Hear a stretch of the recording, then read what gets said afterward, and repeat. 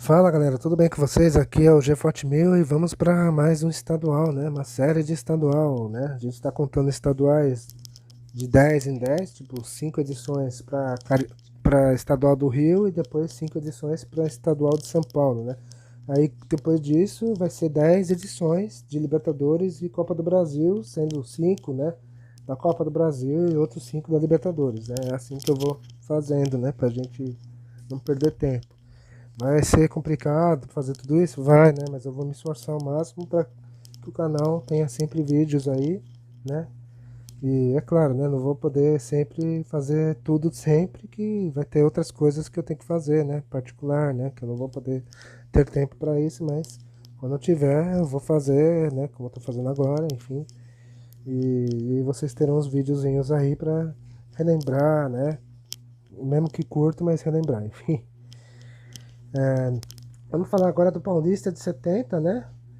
E aquele campeonato teve um regulamento mudado, né? Mas só que assim, era duas fases, né? Primeira fase, os grandes, né? Corinthians, Palmeiras, Portuguesa, Santos, São Paulo, não jogavam, né? E só os pequenos ali se enfrentavam, os 11, né?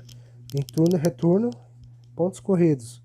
E avanço para a fase final, né? A segunda fase que é o que valia, né? O campeonato, que teria os grandões, né? Os cinco melhores. E aí eles se juntavam com os cinco grandes, né? De São Paulo, né, e formando 10 times, né? E aí os 10 times que sobrou jogavam todos contra todos em pontos corridos, turno e retorno, né? Quem somasse mais pontos seria o campeão. E o campeão de 70 foi o São Paulo, né? O tricolor, né? O São Paulo saiu da fila, né? Em 70. O São Paulo, naquela fila aqui, ficou de 57 até 70, né? Focou mais na construção do Morumbi, né? Que a primeira parte foi feita em 1960, né? Depois, com o tempo, o time foi melhorando, foi construindo mais o resto, né? Até que, enfim, no comecinho ali de 70, o time do Morumbi conseguiu, enfim, terminar o seu estádio particular até então, né? E era o estádio mais incrível da época, né? Comparando ali com Mineirão e Maracanã, né? Na época, acho que o Morumbi cabia 120 mil pessoas, né? E após a conclusão do Morumbi, o São Paulo, né, foi atrás de jogadores de peso, né, para sair da fila, né? Trouxe jogadores tarimbados ali, talentosos, né, experientes e de destaque, né? O São Paulo trouxe o Gerson, né, lá do Botafogo, né? E do Santos tirou o Toninho Guerreiro, né, que vinha de vários títulos no Santos. E o campeonato, né, foi equilibrado, né? O campeonato de pontos corridos, né? No começo ali tinha. Acabou se resumindo entre São Paulo, Ponte Preta e Palmeiras, né? E o Santos de Pelé correndo por fora, né? Primeiro turno ali, o de São Paulo foi mais ou menos ali, mas sempre ali brigando pela liderança, né? E aí no segundo turno o São Paulo disparou, né? Após perder um jogo do Palmeiras, né? O time arrancou pro título, né? E aí nos últimos 5 jogos o São Paulo venceu todos eles, né? Aproveitou os tropeços ali de Palmeiras, de Ponte Preta, enfim. E aí o título, né, do São Paulo, né, nesse campeonato foi contra o Guarani e Campinas, onde São Paulo bateu o Guarani por 2-1. E após 13 anos, enfim, era campeão paulista, né? Encerrando o jejum de títulos. E no jogo seguinte contra o Corinthians, né, no Morumbi, o São Paulo encerrou a grande campanha, batendo o rival por 1-0, né? No jogo que o São Paulo recebeu as faixas e o troféu de campeão paulista. E a campanha do São Paulo foi irretocável, né? Em 18 jogos, o São Paulo ganhou 12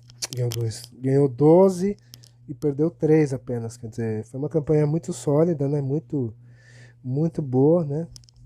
São Paulo, em um momento, parece ter sentido o peso da fila, né? Do jejum, né? Também ter jogadores renomados, né? De seleção, experientes, foi muito importante também, né? Para que o time pudesse sair dessa situação, enfim. O time base daquele São Paulo campeão, né? Era Sérgio, né? Sérgio Valentim no gol. Lateral direito era o Pablo Forlan, uruguaio, né? Da seleção uruguaia. E na esquerda o Gilberto, né? O Gilberto Sorriso. A dupla de zaga era Jurandir e Roberto Dias, né? O Roberto Dias já desde os anos, metade dos anos 60, já jogando no São Paulo, né? E foi um dos grandes zagueiros da história do São Paulo, né? Inclusive o Pelé, né? O Rei Pelé sempre falou, né? Que o zagueiro que mais difícil que ele já enfrentou foi o Roberto Dias, né? Pra você ver que não era pouca coisa, né, o Roberto. E agora vamos pro meio campo, que era o Edson, né, Edson Cegonha, e o canhotinha de ouro, né, o Gerson, né, que meses antes tinha sido tricampeão no México, né, com a seleção, e chega no São Paulo e consegue o título paulista. O ataque do São Paulo eram 4, né, no ataque, era o Paulo, o Terto, né, que era formado no São Paulo, na base do São Paulo, Toninho Guerreiro, né, campeão paulista mais uma vez, né, era tetracampeão seguido, o Toninho, e o Paraná, né, outro que já tinha um bom tempo no São Paulo, chegou a jogar a Copa de 66, inclusive. E o técnico era um dos técnicos até promissores, né, talentosos, né, o senhor Zezé Moreira, né, que também acho que treinou a seleção brasileira, acho que anos antes também, se não tiver errado, enfim. E esse é o São Paulo campeão de 70. Agora vamos falar dos outros grandes, né? Vamos falar do Corinthians. O Corinthians fez um turno meio cambaleante, né? Mas depois o Corinthians reagiu, né? Cresceu no retorno e chegou até a sonhar com o título, né? Só que aí o Corinthians tropeça alguns jogos ali e fica de fora da briga, né? Faltando 3 ou 2 rodadas ali para acabar, né? E no final o Corinthians ficou apenas em quinto lugar. O Corinthians tinha até um time interessante, né? Tinha 3 jogadores que estavam na Copa do México, né? O Ado, o goleiro, o Zé Maria, né? Não, ou não é? Não lembro. Gente, me corrija agora. Não lembro se o Zé Maria estava no Corinthians ou não estava. Acho que não estava, não. Oh, meu Deus, me corrija se eu estiver errado, tá? Eu falei Zé Maria, mas posso estar errado. E o Roberto Rivelino, né? O Rivelino. Enfim, esse era o Corinthians. Agora vamos pro Palmeiras, né?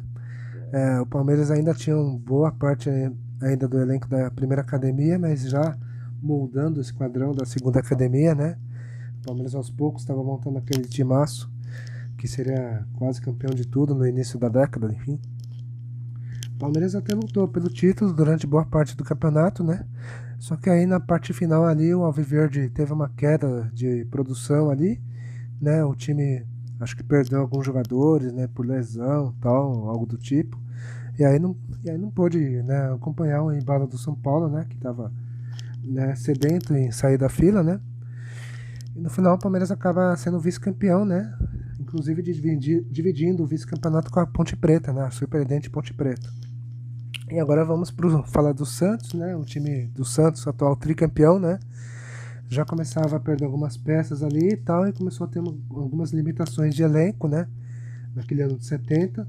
Só que ainda assim era um time forte, né? Ainda se mostrava competitivo e tinha o rei do futebol, né? Agora tricampeão, né? O Pelé, né? Além de que tinha também o Clodoaldo, né? Também outro que estava naquela seleção histórica no México, né? O Santos até passou a sonhar com o título, né? Começa até bem e tal, mas o time depois caiu, né? Ficou para trás na disputa do título. E aí o Santos, que era o atual tricampeão, não conseguiu acompanhar o embalo dos outros times. Acabou ficando o campeonato apenas em quarto lugar, né? De único destaque foi o ataque do Santos, que foi o melhor da competição, né? O time fez 34 gols em 18 jogos. Teve um ataque melhor do que o campeão, que foi o São Paulo, inclusive. E agora vamos para a surpresa de 70, né? Que foi a Ponte Preta, né? A Ponte Preta tinha conseguido o acesso, né? Na divisão de acesso. Na época se chamava assim, né? A atual Série A2, né? Em 69, né? Inclusive a Ponte foi campeã, né? E em 70 o time de Campinas fez bonito, né? O time surpreende a todos no primeiro turno, né? Chega a ser líder e tal, inclusive chega a bater em alguns times grandes, né? Chegou acho que a bater no Corinthians, no Palmeiras, acho que no Santos também a Ponte chegou a ganhar, né? No São Paulo acho que quase que conseguiu bater, se eu não estiver errado, enfim. Só que aí no segundo turno, né, após uma derrota ali, acho que foi pro Santos, aí a Ponte caiu de produção, né? Mas só que ainda seguiu firme na disputa ali, né? Só que aí, né, as chances de título acabaram no antepenúltimo jogo, né?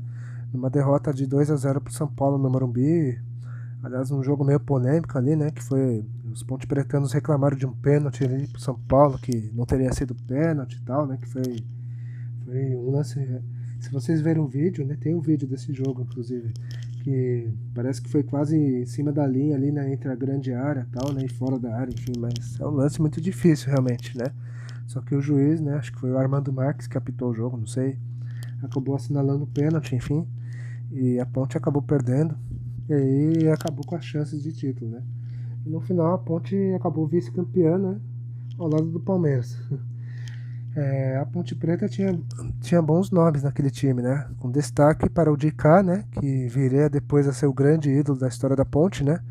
O Samuel, um zagueiro ali forte, viril, né? Que depois jogaria no São Paulo, inclusive. E o Manfrini, né? Que anos depois também jogaria no Fluminense, né? Na máquina tricolor do Fluminense.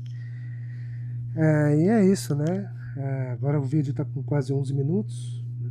E já falamos de tudo que tinha que falar nesse campeonato 70, né? Portanto, vamos encerrar o vídeo, né? Espero que vocês tenham gostado. Comentem no vídeo, né? Compartilhem também, que é importante. Eu vou ficando por aqui e falou!